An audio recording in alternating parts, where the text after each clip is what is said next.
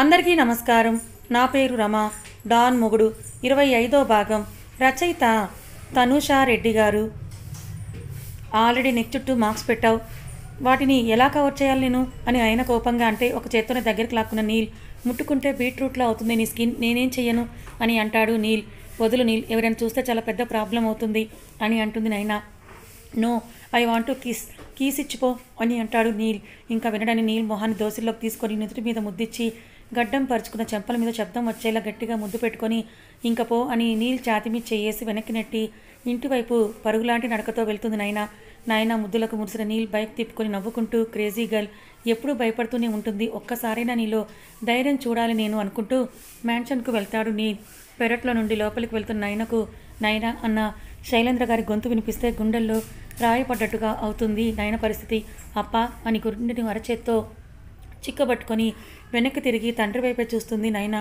ఇక్కడేం చేస్తున్నావు నైనా, అది ఈ టైంలో అని అనుమానంగా చూస్తూ అంటాడు శైలేంద్ర. అది అప్ప నిద్ర పట్టలేదు, అందుకే కాసేపు అలా పెరట్లో వాకింగ్ చేద్దామని ఇటు వచ్చానని అబద్ధం చెప్తుంది నైనా. నైనా మొహాన్ని పరీక్షగా చూస్తూ లోపలికి వెళ్ళని వెనకాలే వెళ్ళి తలుపు వేస్తారు శైలేంద్ర గారు. గదిలోకి వెళ్ళిన నైనా వాటర్ బాటిల్ తీసుకొని వాటర్ని గడగడ తాగి, మురుగేశా ఈసారికి తప్పించుకున్నాను, ఇంకెన్ని అబద్ధాలు చెప్పాలో అప్పాకి, క్షమించండి అప్ప, మిమ్మల్ని మోసం చేస్తున్నానని బాధగా అనుకుంది నైనా. నెక్స్ట్ డే అనుకున్నట్లుగానే నైనా కోసం సారథి హాస్పిటల్కి వెళ్తాడు. డ్యూటీలో ఉన్న నైనకు ఎవరో నీ కోసం వచ్చారని దివ్య చెప్తే నీలైతే డైరెక్ట్గా నా దగ్గరికి వచ్చేస్తాడు. వెయిట్ చేసే ఓపిక అలవాటు వాడికి లేదు. ఇంకెవరని ఆలోచిస్తూనే కిందకు లిఫ్ట్ ద్వారా వెళ్ళిన నైనకు సారథి కనిపిస్తాడు. హాయ్ నైనా, ఐఎమ్ సారథి, అంకుల్ చెప్పుంటారు కదా అని అంటాడు సారథి. టక్ చేసిన లైట్ గ్రీన్ షర్ట్లో ఉన్న సారథిని చూసి నైనకు విసుగు కోపం రెండూ వచ్చేస్తాయి. హలో అని సారథి తేరుకొని హాయ్ అని మొహమాటంగా అంటుంది. నైనా బయటికి వెళ్ళి మాట్లాడుకుందాం ప్లీజ్, ఇక్కడ కంఫర్టబుల్ లేదని సారథి అంటే అక్కడే పోరా రే అని మొహం మీద చెప్పేసి వెళ్ళిపోవాలని ఉంది. కానీ నైనకు తండ్రి వల్ల మరీ తనకి చెప్పడంతో భయపడిపోయి క్యాంటీన్లోకి వెళ్దాం పదండి అని నైననే ముందుకి దారి తీస్తుంది. ఆమెను చూసి నవ్వుకుంటూ వెనకాలే వెళ్ళిన సారథి నైనకు ఎదురుగా కూర్చొని యూ లుకింగ్ సో బ్యూటిఫుల్ అని అంటాడు. ఫోటోలో కంటే చాలా అందంగా ఉన్నారు మీరు అని పులిహోర మిక్సింగ్ను స్టార్ట్ చేస్తూ చెప్తాడు సారథి. వీడిని ఎలా వదిలించుకోవాలి అని ఆలోచిస్తున్న నైనకు సారథి అలా అనేసరికి కోపం వస్తే రాని నవ్వును నవ్వి సైలెంట్ అవుతుంది. తను కూడా ఒక డాక్టర్ కాబట్టి తన కెరీర్, ఫ్యామిలీ స్టేటస్ గురించి చెప్తూ నైనా బ్రెయిన్ తింటాడు సారథి. విసిగిపోయిన Naina if you don't mind I have to go, అప్పాతో నన్ను మీట్ అయ్యారని చెప్పండని మొబైల్ తీసుకొని ముందుకు కదులుతుంది.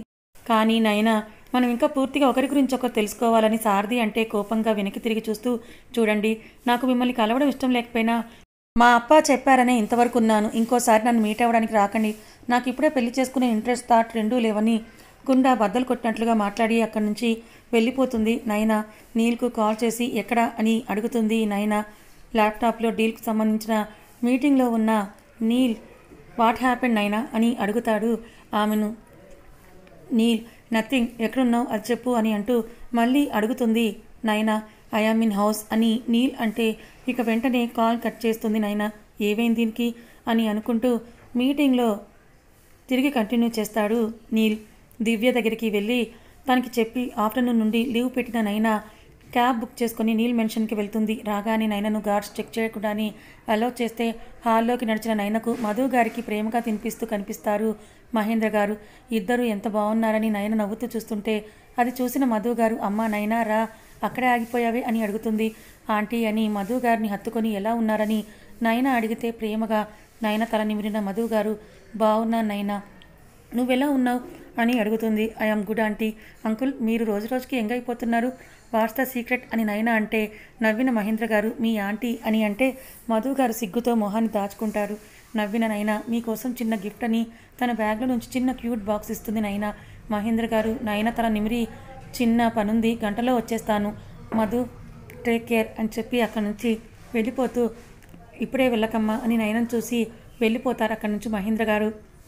ఇప్పుడు ఎందుకు నైనా అని మధు గారు అంటే మొన్న మీ యానివర్సరీకి ఏమీ ఇవ్వలేకపోయానంటీ, అందుకే అని నవ్వి నీల్ రూమ్ వైపే చూస్తుంది నయన.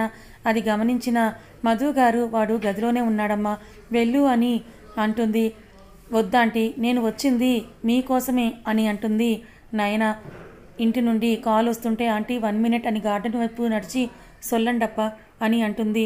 నాయనా సారథిని కలిసావా అని శైలేంద్ర గారు అంటే కలిశానప్ప, నేను డ్యూటీలో ఉన్నానని మరో అబద్ధం చెప్తుంది నాయన. సరే ఇంటికి వచ్చాక మాట్లాడుకుందాం జాగ్రత్తమ్మా అని కాల్ కట్ చేస్తారు. ఉఫ్ ఎన్న మురుగేశ, నాకే ఎందుకు ఇలా అని అక్కడే ఉన్న నాయక్ను గార్డ్స్ను చూస్తుంది నైనా. ఆసిఫ్ నైనను చూసి హలో మేడం అని అంటే నవ్విన నైనా హాయ్ భయ్యా అని అంటుంది. భాయ్ గదిలో ఉన్నారు మేడం, చెప్పమంటారా అని ఆసిఫ్ అంటే అక్కర్లేదు, నేను వచ్చింది మా ఆంటీ కోసం. అండ్ 1 మోర్ థింగ్, చెల్లిని ఎవరు మేడం అని పిలవరని అంటుంది నైనా. బాస్ భార్యని మేము మేడం అని పిలుస్తారు కదా మేడం అని ఆసిఫ్ అంటే చిరు కోపంగా చూసి ఏ నాయక్ ఇలా రా అని పిలుస్తుంది.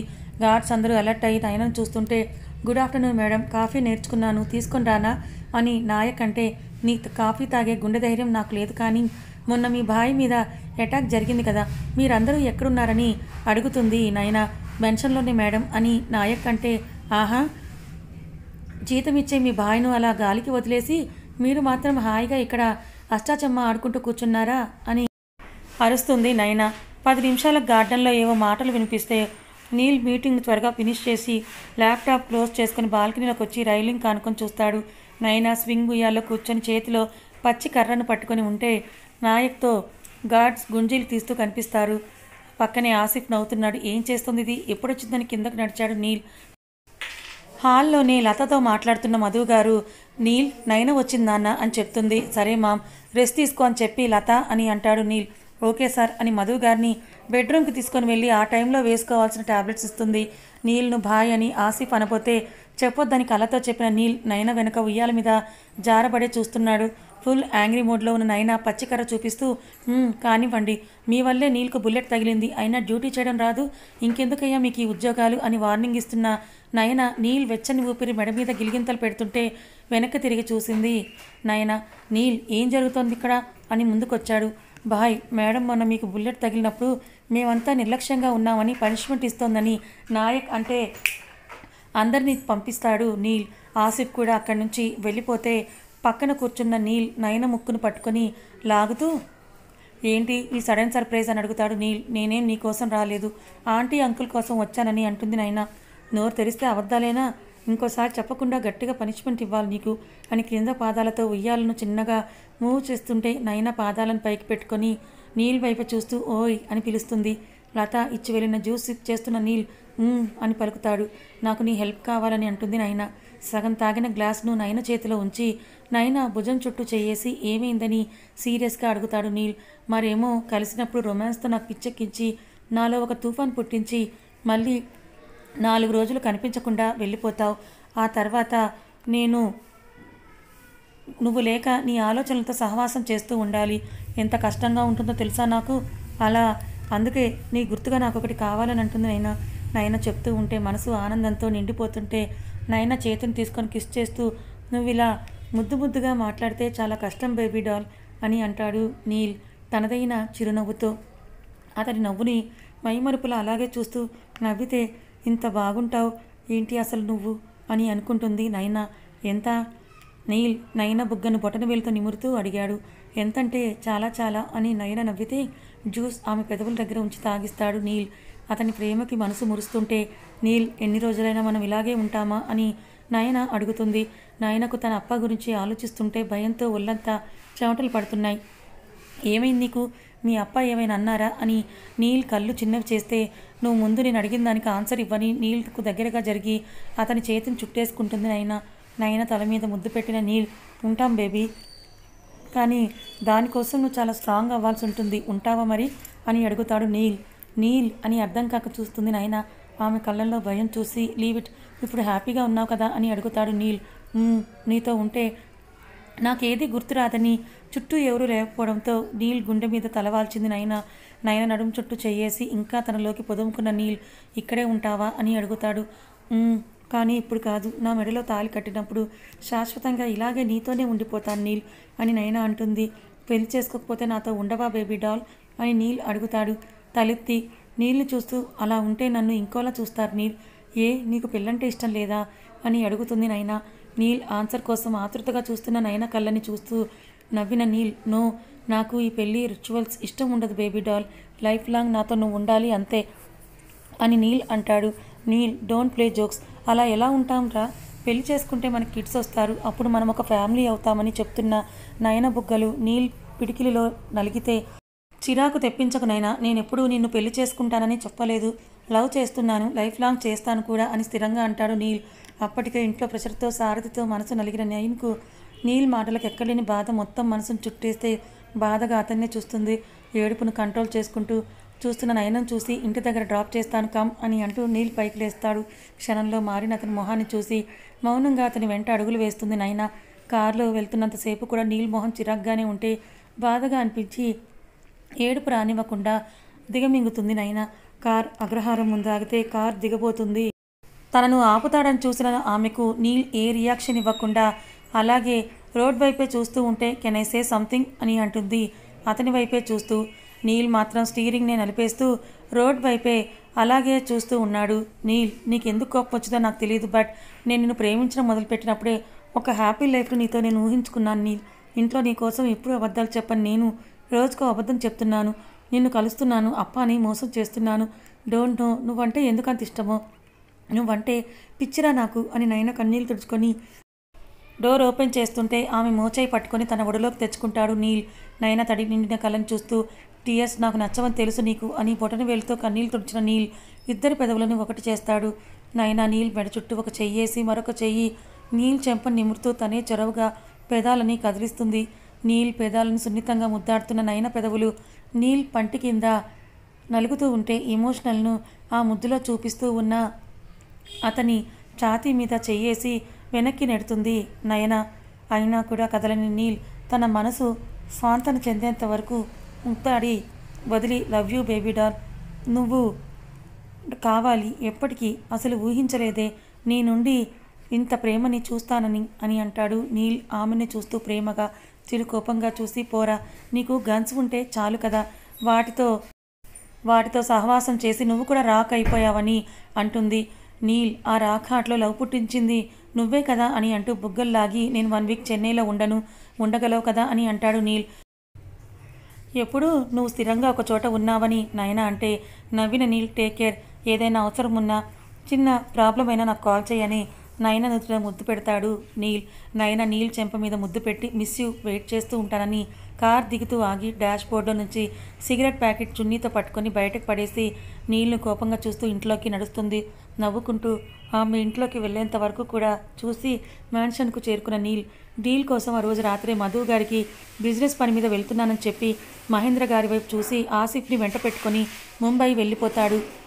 గుడి నుండి ఇంటికి వస్తున్న శైలేంద్ర గారు దారిలో కనిపించిన పరిచయస్తులతో మాట్లాడుకుంటూ వస్తుంటే మాటల మధ్య, ఈ మధ్య మన అగ్రహారంలో ఎవరైనా ఖరీదైన కారుని కొన్నారేమో శైలేంద్ర గారు, రోజూ వచ్చి మీరుండే వీధిలోనే ఆగుతోందని చెప్తారు.